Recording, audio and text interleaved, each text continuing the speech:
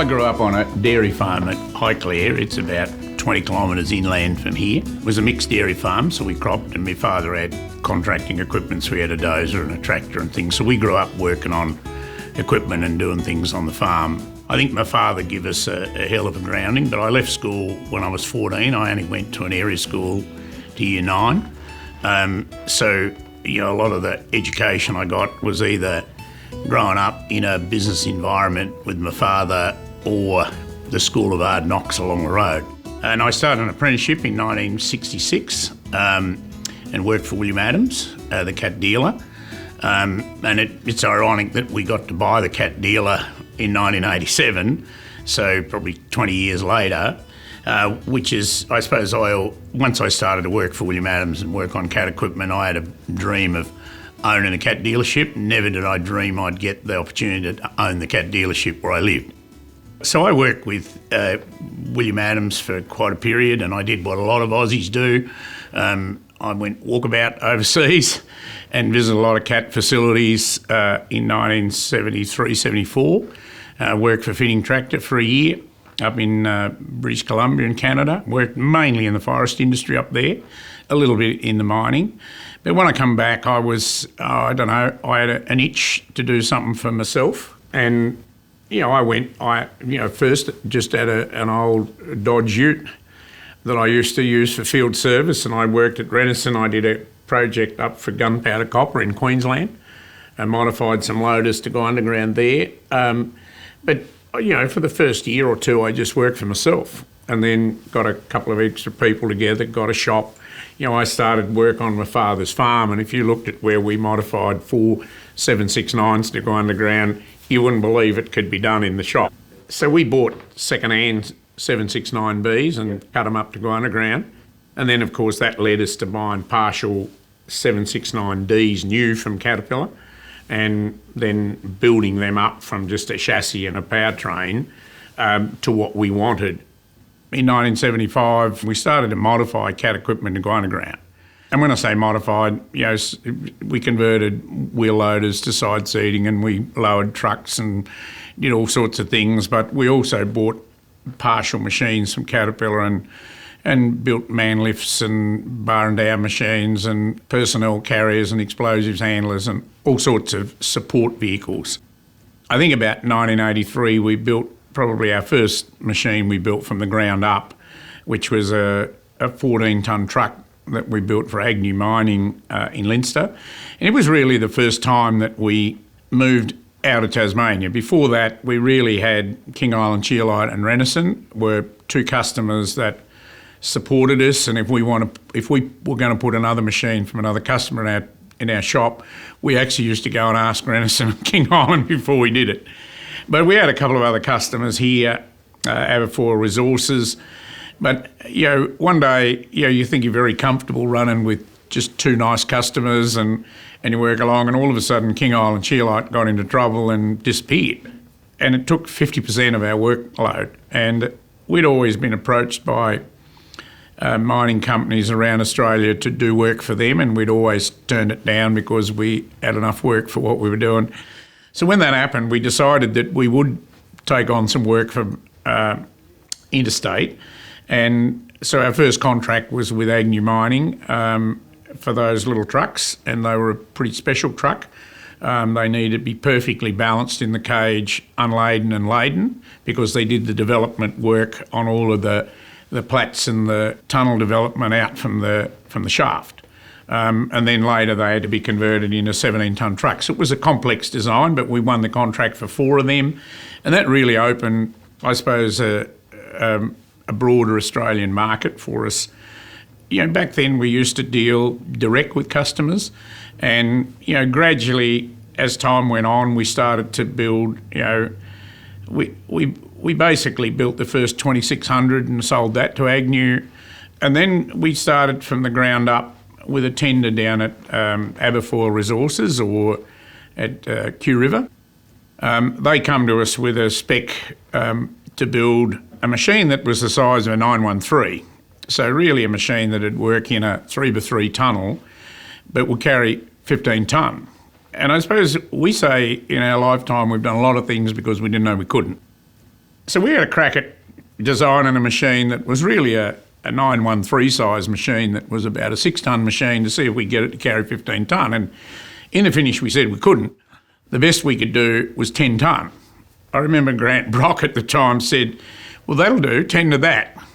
And little did we know, and we didn't really look at competition and what the competition were doing. We were focused on what we were doing. So we bid the machine, and little did we know everybody else bid a 913 side machine that carried 6 tonne. So out of that come the R1500. And really that machine, we designed and built and delivered that machine in 7 months. Another thing that we did because we didn't know we couldn't, and when we went to Caterpillar to buy the components from that, I remember the Cat guys saying, you're mad, this is not doable. And we had a delivery penalty on that of $5,000 a week for every week we were over 6 months delivering it. And I remember saying to Grant Brock, you're not going to stick us with the 4 weeks late we are. We'd work day and night for 6 months. And he said, no, a deal's a deal. And I've always, you learn lessons from people like Grant or other people at Renison that, you have to honour your commitments. And I think that was a valuable lesson for us. But that 1500 went to work and never come back. And of course, the rest you could say is probably history because, the 1500 turned into a 2800 and, then there was next generation machines and articulated trucks and really the market just grew. They were very, very productive machines. And really the reason for that is we designed the machine with our Caterpillar knowledge, so with wheel loader hydraulics, which are very fast. And, the machine was also quite quick underground, but, most operators that run a 1500 would say for the first day, it's too fast, you can't control it. And every day after that, they wouldn't run anybody else's because they were too slow. But that machine was probably 40 or 50% more productive than other machines. In fact, I was talking to one of our guys one of our dealer customers, Toromont, in Canada this morning, and they credited us with really doubling the productivity of an underground loader. We'd always had a very close association with Caterpillar, not only because I worked for the dealer and got to know Caterpillar, but we were a big customer of Caterpillar's, buying parts or partial machines or engines and transmissions. So we learned in probably 1992, 93 that Caterpillar was thinking about getting into the underground business. Their big customers globally saw fleets of Caterpillar trucks parked up on the surface when an open cut mine went underground from the bottom of the pit. And of course, a fleet of our equipment went to work underground. So Caterpillar's large customers were encouraging Caterpillar to get into business. And, if Caterpillar had got in the business without us, we sell all of our products through the Cat dealers and we buy all of our components from Caterpillar. So if Caterpillar get into the business, we're almost a competitor. And that's something we always vow we'll never be, as a competitor to Caterpillar. So we decided it was best to shake hands with them because we back then had about 250 people working here. We were concerned about their futures, and if Caterpillar had started to build LHDs in the US, we really wouldn't have had a business and those people would have been out of work. So in 95, we formed a joint venture with Caterpillar globally, and they had an option to buy the balance of the business in 2000, and it was a very good business, so they bought the business.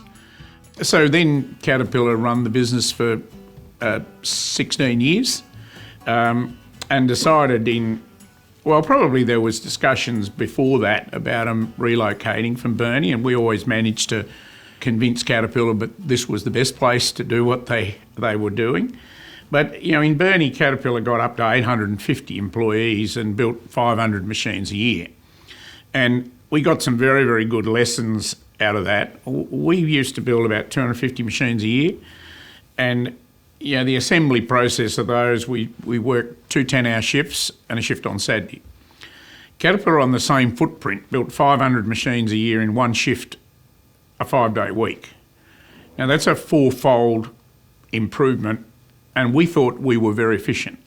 So we've learnt a lot from Caterpillar over the years of efficient manufacturing processes, and those skills Caterpillar imparted to the people in Burnie and on the northwest coast. we always worked before and after Caterpillar with the supply chain to increase their efficiency. So when Caterpillar finally made a decision in 2016 to relocate to Thailand, it left about 370 people in Burnie unemployed or that were going to be made redundant. So we talked to Caterpillar in late 2015 to Ed Rapp, and Ed's a guy I have enormous respect for in Caterpillar, and talked about buying our Elphinstone brand back. And Caterpillar agreed to that because they'd since rebranded in about 2004, I think, rebranded the Elphinstone product Caterpillar, which was inevitable. But by this time, Caterpillar had decided the Elphinstone brand was not something that was of value to them. So we negotiated a deal with Cat to buy back our Elphinstone brand, but also to buy back the intellectual property for all of the support vehicles. So not trucks and loaders, but all those early explosives handling units, personnel carriers, man-handlers, scissor lifts, etc., that we built. Caterpillar never built those. In fact, before we sold to Caterpillar, we'd really pretty much stopped building those. Not because there wasn't a need for them, but we got so busy building trucks and loaders that we just stopped building support vehicles. So we suggested to Caterpillar that if we took that IP back and built support vehicles, we could cover a greater portion of the market. It provides our dealers with a bigger spread of equipment. So Caterpillar today have got trucks and loaders.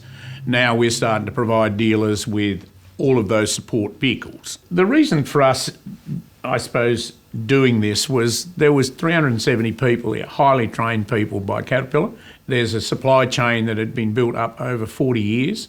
And if we'd have let that die, a lot of people and families wouldn't have had a livelihood. So we embarked upon, and we had about, I suppose, 2016, about 50 employees working in Southern Prospect and a Hallmax. So we were manufacturing Hallmax trucks and Railmax rail machines. We were doing that already, and we started that in 2008.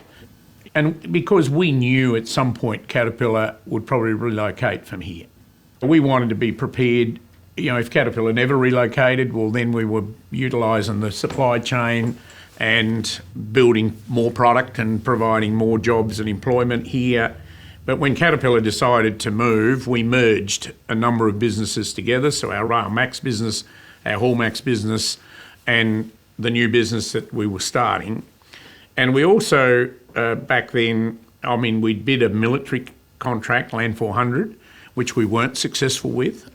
We also had the Tasmanian government approach us about building metro buses, which is very, very left field for us. But it was at a time when we needed to keep the supply chain together and keep as many employees or hire as many employees back and keep the nucleus of the workforce together. So we took on a contract to build 100 buses, 100 metro buses for the Tasmanian government, and we're at about bus 50 right now, so we're about halfway through that. We also, in 2013, Orica approached us about developing the next generation of their explosive truck. They call them a mobile manufacturing unit, and we spent, I think, about 3 years developing that unit, and we've developed a unit that's 40% more productive than their old truck. So we manufacture those, and we have a contract with Orica to build 100 of those trucks, and we're probably at about truck 37, 38 at the minute. So we build a bus every 7 days. We build an Orica truck every 7 days. They're all stainless, so we've separated and quarantined a facility to build those in, so we get high quality. And then all our carbon steel products are built at Ormsby Street. When we took that facility back from Caterpillar, we spent about $10 million upgrading that facility and modernising it.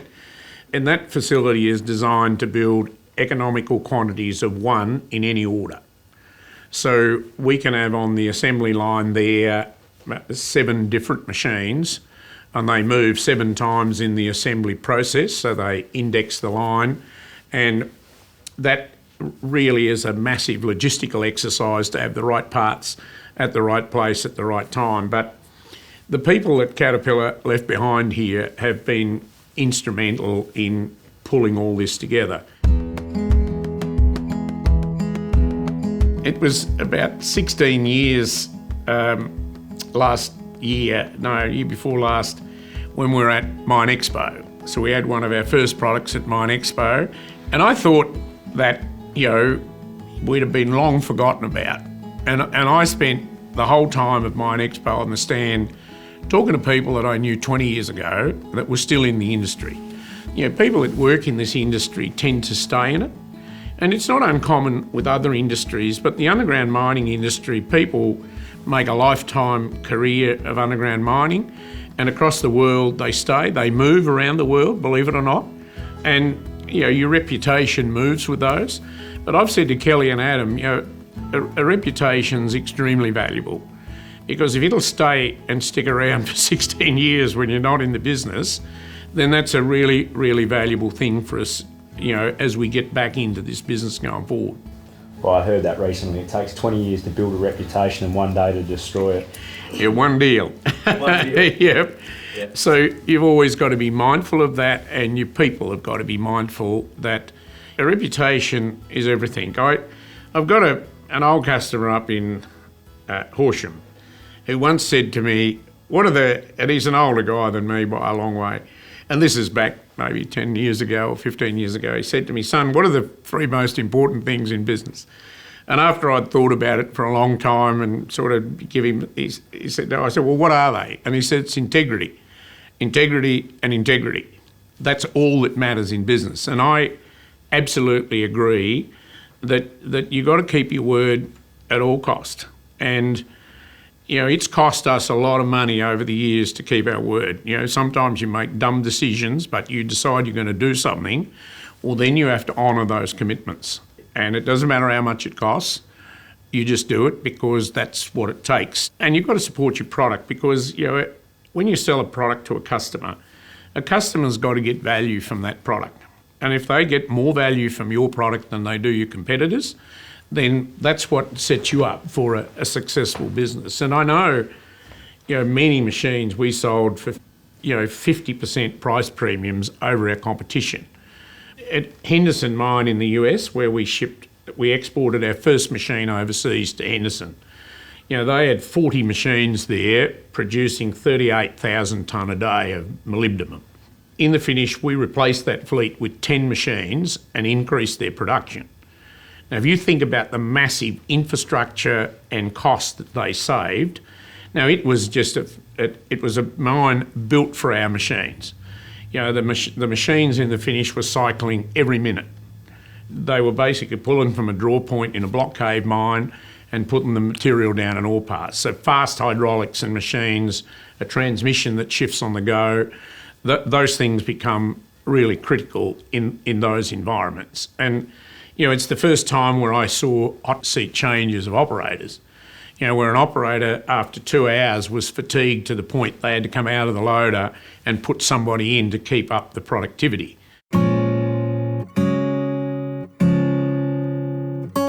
I quite often talk to our apprentices, as a group.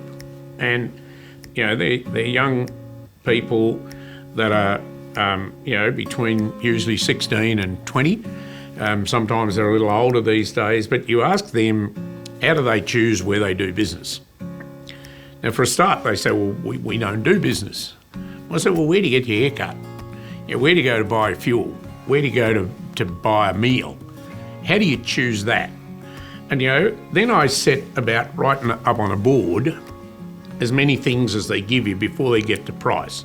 And my aim usually is to get to 7 items before a young person without much means of income talks about price being the reason that they choose where to do business. It's always reputation, it's word of mouth from somebody else, it's a good place to eat, or they have the best ones of these or something, before somebody finally says, oh, well, price is a consideration. But even with young people with not a lot of means, all of these things are fundamentally important to how you make a decision of where to go do business.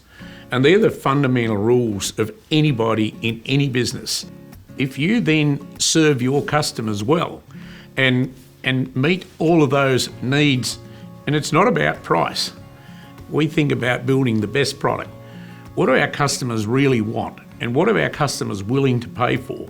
And we build that, and what it costs is what it costs. Now, I'm not saying that we don't spend a lot of time on efficiency gains and driving costs down. When we first started to build buses, I mean, the first bus probably got us 2,500 hours. The next couple took 2,000. Today, we're building buses in under 1,000 hours, and we'll get it to 900. Now, it's taken us 40 or 50 buses to get there.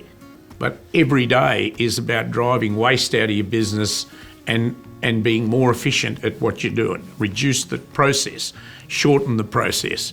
It's pretty much ingrained in our people. We have a training facility in town here which we call our SWE, which is Simulated Work Environment, where we take 17 people with 5 instructors and run a 3-day course on lean principles in business. When people come out of that course, they understand lean, and we see people can run 30 minutes on that production line and get 1 or 2 cabs put together properly. The aim is at the end of that process, they get 30 cabs in 30 minutes, every one of them spot on. And most of those groups of 17 people achieve the 30 cabs. And it's a great team building exercise, but it doesn't matter whether you're an accountant shuffling paper or you work in a hospital or a council or you're manufacturing on our manufacturing line. It's their processes, and you can pretty much distill everything down to a process. And if you can eliminate steps in that process or shorten steps and make it more efficient, then you can usually increase the efficiency and reduce the cost. How long did it take you to get to that point? Obviously, when you first started building in the early days, when you, started with 6 people to 20 people to 50 people, because I looked at your photos on the wall there and I'm seeing 50th... 2,800 or yeah. So obviously there was a lot there in the meantime where you probably would have been cooking man hours but learning a lot yourself as well. Yeah, we were, but we had pretty good people with a natural instinct. And you got to remember that back then we didn't have the benefit of having a Caterpillar being town and train people. But we got to visit Cat facilities pretty regular, and Caterpillar were very accommodating in helping us do things more efficiently. So we learnt a lot about things. I had a guy at a Caterpillar factory once say to me, I must have been talking to him about cost. And I must have been talking about trying to get 5% out of something. And he's an older guy again, and he said to me, son, if you want to get cost out of a product, tell your people you need to get 25% out and you'll probably get 30, because when you talk about getting 5% out, people will nip around the edges and you might get 3. When you say 25%, everybody will say, wow, we'll have to do it differently. And you open people's minds up to think about things differently, and that's where you get the massive change. That's where you get costs that come in half. If you give people the scope to go and do things differently, then you get a different outcome. The R1300 was a particular challenge for us. Like, we was used to building big machines, and all of a sudden the last machine we designed was a small machine. And what we found is it was taking as many hours as a 2900 to build. But the price you get for it in the field that you can command is nowhere near that. So when we started to ship 1300s, we were sending a 25% check with each machine. So we were losing 25% per product. And I said to our people, we've got to find a way to take at least 30% out of this product.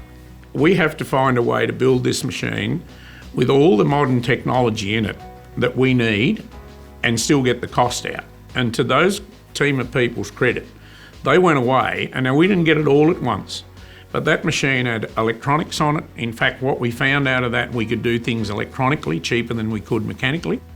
And basically, frame, I remember a frame having 160 separate plates in it. When they finished it at 80 something. So they're, 80 less welds, they're 80 less pieces of plate to handle. And the frame basically looked the same. But people pressed plates and just did things differently. So that R1300, believe it or not, become one of the more profitable machines that we've built. And it's still to this day, one of the leading machines for Caterpillar. So it just demonstrates what you need to do. I remember once saying to Don Feitz, who was the chairman of Caterpillar, we're having trouble competing in South America. And he turned around to me and said, son, if you can't compete everywhere, you can't compete anywhere. If there is somebody in this world that can do it cheaper and better than you, then pretty soon they'll have your business. So you work out how to go and get that done. And, they're things that stick with you forever, because I've never forgotten that, and I think about it every day. We have to be the low-cost producer and have the best products. And otherwise, in no other way to be successful in business. I don't know what drives you. It's if you enjoy what you do, I think and you have a passion for what you do, but the other critical element is good people. We've always had a team of fantastic people that's been equally as committed and have got the job done, and it's no different today. I mean, today, across the 9 businesses that we run, we've got 2,700 people, and whether they're overseas or here in Australia, they're passionate about what they do, and I get a buzz out of seeing particularly what young people can do if you give them opportunity. Especially keen young people, they develop, they're smart, they think quickly, and I've been amazed over the years that I get accused a bit of throwing young people in the deep end, and I think as long as you're there to support them if they happen to go under the water, that's good. But what I've seen, our people achieve over the years is nothing short of fantastic. So it's really a great group of people that get things done. One person doesn't do a lot on their own. I think Adam and Kelly probably started working in the business when they were 11 to 12, and what they started doing was actually washing cars. We had a deal with employees' kids. If they wanted to come wash cars on Saturday morning, they got $5 a car, and they washed all the company vehicles. And so Kelly and Adam both had their turn at that, and I've got to say, I've got a lot of admiration for Kelly and Adam, because they started. Adam served an apprenticeship, and when Kelly left school, she started in the mailroom, and she worked her way to being a secretary. Kelly went back and did a marketing degree in university, and Adam served his apprenticeship and then has worked through the system. But today they're Kelly's 40 and Adam's 38, but they've both worked in the business for more than 20 years. In fact, Adam's gone now 25 years.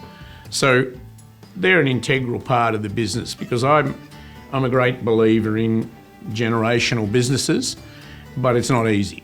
A lot of people don't get that right. We started when I was 60, I'm 68 now, on a 10-year continuity program, not just for our family, but for our management group. Back in 1960, we had 14 businesses, and the managers and your succession plan for your family has got to work together. I treat our senior guys as family. And so I said to a lady out of the US from Banyan, runs the program for us, and I said to her when she came on board, this is not just about a continuity plan for a cat dealership. This is about a continuity plan for numerous businesses, the management group in those businesses, and our family working together. And I've got to say, she's done a great job of helping coach us through that. It's not always easy. And, time will tell whether we've been successful or not. And my plan is by the time I'm 70, I want to be the non-executive chairman and working less. I mean, up until 6 months ago, I reckon I worked 100 hours a week average for pretty much all my life. And I'm starting to slow down now. I've had a bit of a bump in the road with health. That's something you've got to, put at the forefront. You think you're bulletproof, and along life's road you learn that you're not really, you're just human. So I've had to give some other things some priorities, but, so I've had to slow down a bit. Are you the type of guy that can actually take a holiday and relax on a holiday, or has it been a long time since you've had a proper holiday? I think I'm on all the time, but I can't. I mean, I relax at work. When you work in businesses with people where you enjoy what you do and get enormous satisfaction out of it, it's like fun. So people often ask me what my hobby is, and I do have hobbies, but my hobby is my work, and thank goodness. And I've been very, very fortunate to have a partner in Cheryl that's been by my side the whole journey and understands the business, is supportive. She's got to be the most patient person in the world. And I think that's essential. If you're going to do what we've done and build a successful business, you've got to have a partner that stands by your side through thick and thin, and no matter what happens. Just driving in here today, as I said, first time coming to Tasmania, it's a pretty beautiful place even to work and drive to work along the coastline there. Anyway, it's not like you. Yeah. And I'm from Kalgoorlie, so my drive to and from work every day is pretty bleak, but that's home to me. Whereas this probably turns like home to you anyway. But driving in and looking at it today, it was brilliant. Yeah, I think home. Home is where you're born, brought up, spend the majority of your life. And I don't reckon there's a time, and I reckon there's thousands of times I've gone across that stretch of water on a plane, but there's not one time, if I'm away one day, I look forward to come back to Tassie. Sometimes I have people ask me, Christ, you've got all your head offices of businesses in Melbourne, why don't you live in Melbourne? And I usually answer it like this. When I leave Clayton, which is the head office of our cat dealership, on a Friday night, I leave there probably at 4:30, and if I'm lucky, I get the flight at 7. And you fight the traffic all the way. You go through a crowded airport, security. And when I get off that flight in Wynyard, I walk across the driveway to where my car's been parked for free all week, and it takes me 15 minutes to drive home, and if I see 6 cars on the way home, I'd be lucky. The environment we've got to live in is pristine, and the stretch of water has really protected us from a lot of things. I mean, there's a lot of people perhaps say that it's a handicap for Tasmania in business. I think for us, it's really kept a lot of issues away from our business. We have very few issues industrially. It's just a great environment to work in. And I suppose also my real hobbies here. I've got about 1,100 acres of farmland and about 800 head of beef cattle. So, over a weekend, I usually occupy myself working on the farm, or at least when I can. I've got a guy that manages the farm for me and a couple of guys that work for him. I've grown up on a farm. I love it. It's where I can go and work on the farm physically at the weekend, and it just regenerates you. What's your go-to machine on the farm? It's got to be a cat machine, doesn't it, or not? Oh, I've got a D4E on the farm, and I just bought an 8-ton excavator, but generally we use contractors if we want to do work, but I rarely drive a machine. They're physical things like fencing because it's physical exercise, so you get a good workout doing it, and, I leave running the machine to others. I mean, I can and I do occasionally, but, generally I try to do physical things if I'm on the farm, work with cattle or that sort of stuff. The other thing about Tassie, it's a great environment to bring up family. And again, that stretch of water keeps a lot of things away that, I'm not saying that Tassie doesn't have its share of problems, but we tend to be sheltered from a lot of things. I suppose for you, when you sort of step down to go from executive director or to non-executive, how much more of that will you be involved in, or will you just take a back seat? Well, over the last 8.5 years, I've gradually been, we run the business with an advisory board that sits here, and the senior guys most of the guys that are on that board are out of they're managing directors or key people out of the business. Kelly and Adam are on that board. So we each sit on every one of those boards. Now, it used to be 14. We've shed a number of businesses over the years. But, I used to basically sit on all of them. And I've gradually stepped back from that. I chair the advisory board and our Elphinstone business board, but not any of the others. I'm still on a couple of the boards, but we've now gradually got people on those boards that are running those companies, and that's how it has to be. You have to move that. And Kelly and Adam are now heavily involved in that. Adam has just been added to the sales and service agreement with Caterpillar, which is a pretty major milestone for us, because that's not a given. In the Caterpillar world, if your family are not up to Caterpillar standards to be a cat dealer, you get to sell your cat dealership. And not a lot of people know this, but a Caterpillar dealership is cancelled. That agreement between us and Caterpillar is cancelable in 90 days without cause by either of us.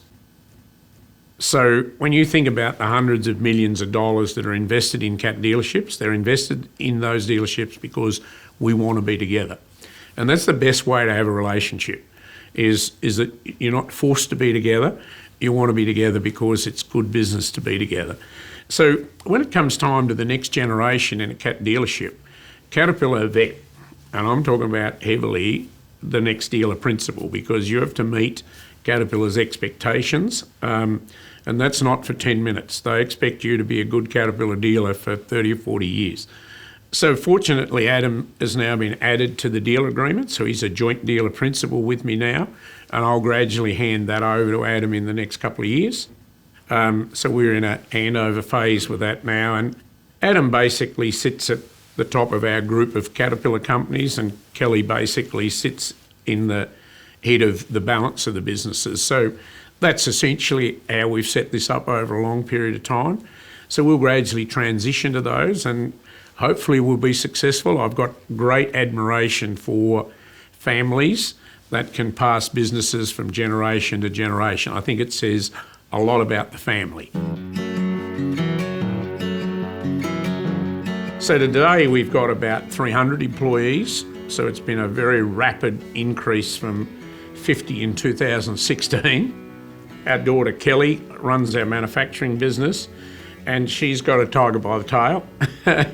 We've got a fantastic group of people, and we're achieving what we want to achieve. I can't say that it hasn't been a bit rough around the edges, but it's bringing to life again the underground business in Burnie, which we're pretty proud of, and it certainly provides a lot of economic benefit for this area, provides a lot of people with employment. And if you think about the downstream employment, even if you take a 2 or 3 to 1 multiplier, it's providing 1,000 jobs in this region, which is pretty jolly important. The new R1700K is an absolute standout machine.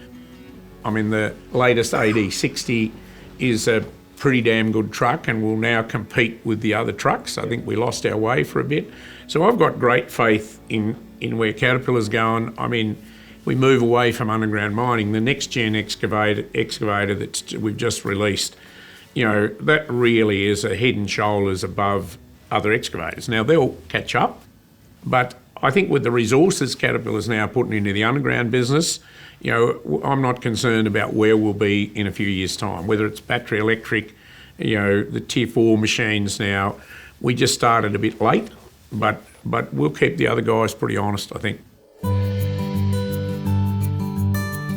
We are particularly proud of you guys for pulling this on and doing it, especially on a 2900. The 2900 was developed in 1994 as a next machine from the 2800, and that 2900, believe it or not, has been the warhorse in the industry, and I'm talking about globally. If you want a production loader even today, even though its technology is perhaps dated, that machine is probably the most productive and reliable machine still in the market today as a production machine. And we were particularly pleased to be able to work with Westrac to provide you with an engine for it. And, you know, I think it's testament to the industry, the support of everybody getting together to do this. I think it's a great concept and way to raise money. It gets a lot of people involved, and when you finish it, you've got something material that gets another life. That machine will always be known then as the machine that raised funds and done a lot for, I guess, the legacy of the mining industry, which I think is fantastic. So Westrac and ourselves are particularly pleased to have been involved in that. The mining industry put us where we are. And if you go back over the years of the mining companies that's put their faith in us, and, you know, when I look at some of the high risk of mining companies that have chosen to invest with us without much experience or what we're doing, we owe the mining industry a lot. And I think what you're doing to help, you know, people in the mining industry is great. I think the initiative that you've taken to rebuild this 2900 for the benefit of the mining industries, or those in need in the mining industry, is a really great thing to do. And I think it's great to see all of the people that have chipped in to make this possible, whether they are the cat dealers or the suppliers of everything and anything that have gone into this product. It just shows the community support and the goodwill that's in the community. The mining industry have done a tremendous amount for this country, and we're still very dependent on the exports of our commodities, so it's a very important part of the fabric of our communities. And to see you guys doing what you're doing to support that and keep that nurtured, it's a credit to you, and we thank you for that, and thank all of the other people that's contributed.